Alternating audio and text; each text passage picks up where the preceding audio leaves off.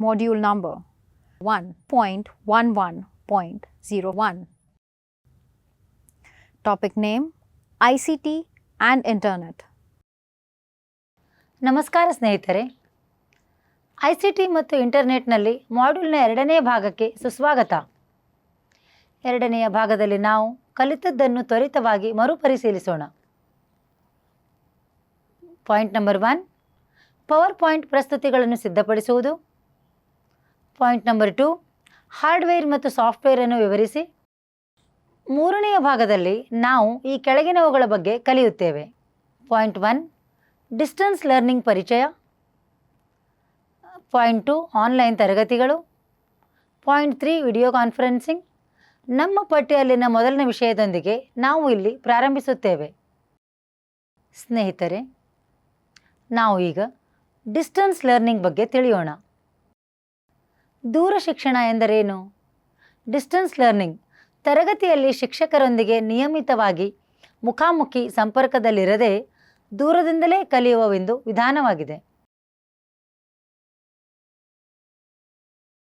Distance learning ತರಗತಿಯಂತಹ ಸಾಂಪ್ರದಾಯಿಕ ವ್ಯವಸ್ಥೆಯಲ್ಲಿ ಭೌತಿಕವಾಗಿ ಇಲ್ಲದಿರುವ ವಿದ್ಯಾರ್ಥಿಗಳಿಗೆ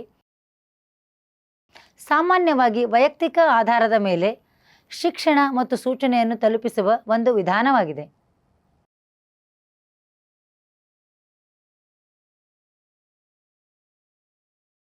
ದೂರ ಕಲಿಕೆಯ ಪ್ರಾಮುಖ್ಯತೆಯನ್ನು ನಾವು ಅರ್ಥ ಮಾಡಿಕೊಳ್ಳೋಣ. ಮಾಹಿತಿಯ ಮೂಲ ಮತ್ತು ಕಲಿಯುವವರನ್ನು ಸಮಯ ಮತ್ತು ದೂರದಿಂದ ಅಥವಾ ಎರಡರಿಂದಲೂ ಪ್ರತ್ಯೇಕಿಸಿದಾಗ ಇದು ಕಲಿಕೆಗೆ ಪ್ರವೇಶವನ್ನು ಒದಗಿಸುತ್ತದೆ. ದೊಡ್ಡ ಪ್ರಮಾಣದ ಸಂವಾದಾತ್ಮಕ ಭಾಗವಹಿಸುವಿಕೆ ಮತ್ತು ವೆಬ್ ಅಥವಾ ಇತರೆ ನೆಟ್ವರ್ಕ್ ತಂತ್ರಜ್ಞಾನಗಳ ಮೂಲಕ ಮುಕ್ತ ಪ್ರವೇಶವನ್ನು ಗುರಿಯಾಗಿಸಿಕೊಂಡು ಆನ್ಲೈನ್ ಕೋರ್ಸ್ಗಳು ಡಿಸ್ಟೆನ್ಸ್ ಎಜುಕೇಷನ್ದಲ್ಲಿ ಇತ್ತೀಚಿನ ಬೆಳವಣಿಗೆಗಳಾಗಿವೆ.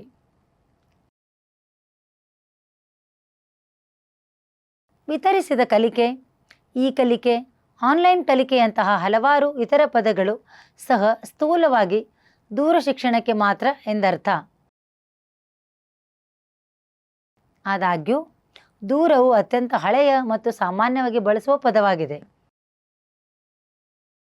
ಮತ್ತು ಸಂಬಂಧಿತ ಸಂಶೋಧನಾ ಲೇಖನಗಳ ದೊಡ್ಡ ಸಂಗ್ರಹವನ್ನು ಹೊಂದಿದೆ. ಡಿಸ್ಟೆನ್ಸ್ ಲರ್ನಿಂಗ್ನ ಕೆಲವು ಪ್ರಯೋಜನಗಳು. ಡಿಸ್ಟೆನ್ಸ್ ಲರ್ನಿಂಗ್ ಸಾಮಾನ್ಯವಾಗಿ ಸಾರ್ವಜನಿಕರಿಗೆ ಮತ್ತು ವ್ಯಾಪಾರಿಗಳಿಗೆ ಶಿಕ್ಷಣ ಮತ್ತು ತರಬೇತಿಗೆ ಪ್ರವೇಶವನ್ನು ಒದಗಿಸುತ್ತದೆ, ಏಕೆಂದರೆ ಅದರ ಹೊಂದಿಕೊಳ್ಳುವ ವೇಳಾಪಟ್ಟಿಯು ಕಲಿಯುವವರ ಮೇಲೆ ಸಮಯದ ನಿರ್ಬಂಧಗಳನ್ನು ಹೇರುವುದಿಲ್ಲ. ಹೆಚ್ಚಿನ ಸಂಖ್ಯೆಯ ತಜ್ಞರಿಗೆ ಹೆಚ್ಚಿನ ಪ್ರವೇಶವಿದೆ. ವೈವಿಧ್ಯಮಯ ಭೌಗೋಳಿಕ, ಸಾಮಾಜಿಕ, ಸಾಂಸ್ಕೃತಿಕ, ಆರ್ಥಿಕ ಮತ್ತು ಅನುಭವದ ಹಿನ್ನೆಲೆಯು ವಿದ್ಯಾರ್ಥಿಗಳು ಒಟ್ಟಿಗೆ ಸೇರುತ್ತಾರೆ. ಶಾಲಾ ವರ್ಷಗಳನ್ನು ಮೀರಿದ ಕಲಿಕೆಯನ್ನು ಸುಲಭಗೊಳಿಸಲಾಗುತ್ತದೆ. ಹೀಗಾಗಿ ಬಹಳಷ್ಟು ಕಲಿಯುವವರನ್ನು ಒಟ್ಟಿಗೆ ತರುವುದು ಇದು ಸಂಸ್ಥೆಗಳಿಗೆ ಆರ್ಥಿಕವಾಗಿ ಪ್ರಯೋಜನವನ್ನು ನೀಡುತ್ತದೆ ಮತ್ತು ವಯಸ್ಕ ಕಲಿಯುವವರನ್ನು ಹೆಚ್ಚು ಪ್ರಯೋಜನ ಪಡೆಯುತ್ತಾರೆ.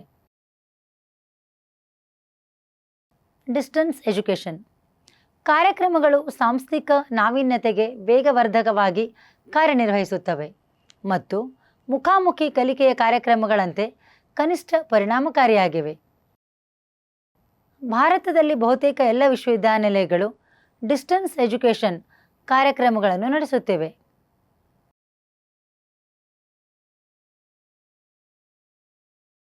ಆನ್ಲೈನ್ ತರಗತಿಗಳು. ವರ್ಚುವಲ್ ವಿಶ್ವವಿದ್ಯಾನಿಲಯಗಳು ಆನ್ಲೈನ್ ತರಗತಿಗಳು. ಇದು ಇಂಟರ್ನೆಟ್ ಮತ್ತು ಇತರ ದೂರಸಂಪರ್ಕ ತಂತ್ರಜ್ಞಾನಗಳ ಮೂಲಕ ಕಾರ್ಯನಿರ್ವಹಿಸುತ್ತದೆ. ಕ್ಯಾಂಪಸ್ ಆಧಾರಿತ ಹಾಗೂ ಮನೆ ಕಲಿಕೆಯ ಪರಿಸರ ಎರಡನ್ನೂ ಬದಲಾಯಿಸುತ್ತದೆ ಅಥವಾ ಸರಿದೂಗಿಸುತ್ತದೆ.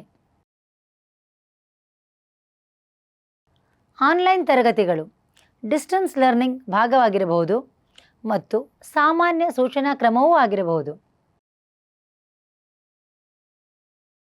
ಆನ್ಲೈನ್ ತರಗತಿ ಬೋಧನೆಯನ್ನು ಬೋಧಕ ಮತ್ತು ಕಲಿಯುವವರ ನಡುವಿನ ಪರಸ್ಪರ ಕ್ರಿಯೆಯ ಮೂಲಕ ಮಾಡಬಹುದು ಮತ್ತು PPTಗಳು, ಇಂಟರ್ನೆಟ್ ಸರ್ಚ್ ಇಂಜಿನ್ಗಳು ಮತ್ತು ಅಂತಹ ಇತರ ಮಲ್ಟಿಮೀಡಿಯಾ ಸಂಪನ್ಮೂಲಗಳ ಸಹಾಯದಿಂದ ಮಾಡಬಹುದು.